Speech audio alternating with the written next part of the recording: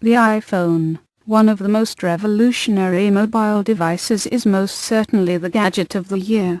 Like it or hate it, it's the one device that has been so influential that other carriers have been forced to come up with their own iPhone killers to compete.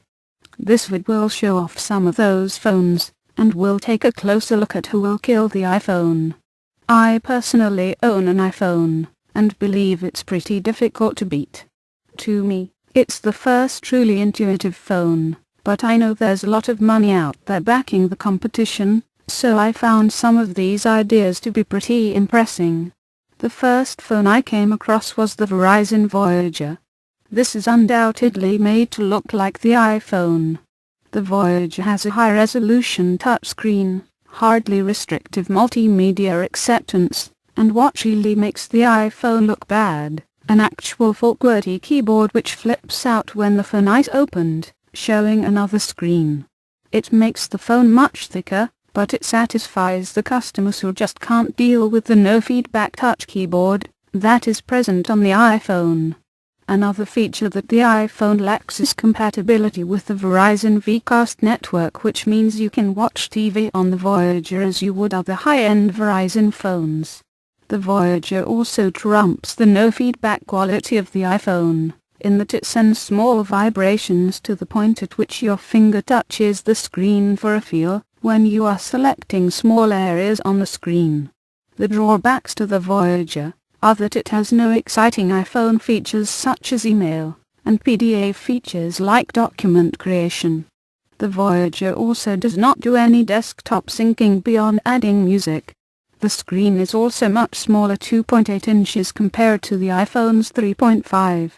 The Voyager lacks intuitive options like spreading, or squeezing a photo or web page to make it bigger or smaller. The Voyager sticks with the frustrating zoom tool option. The Voyager also uses lowly developed open web browser with little functionality.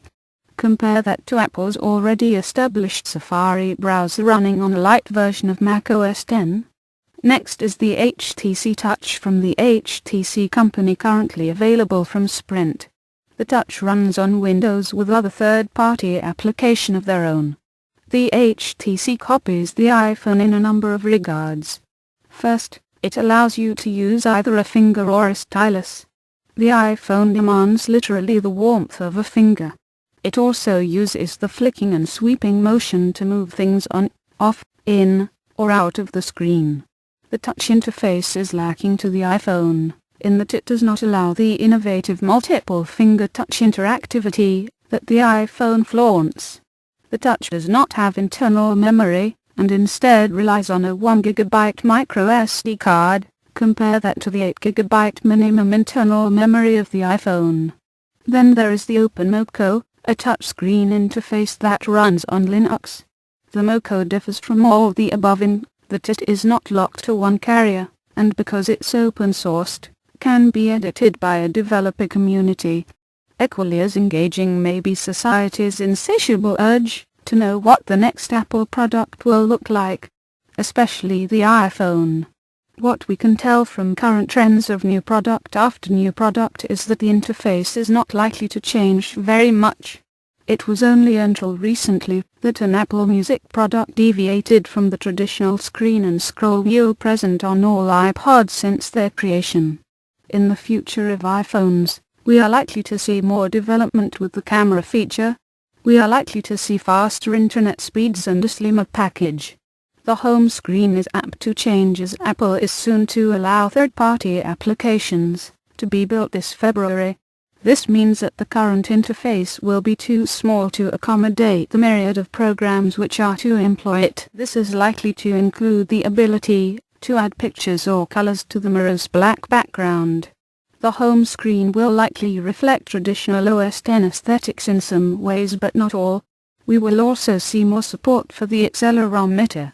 Currently, by turning the device on its side, it will readjust only movies, photos, and web pictures to landscape mode. In the future, nearly everything visual on the iPhone, even the home screen, will readjust to a landscape version when flipped on its side.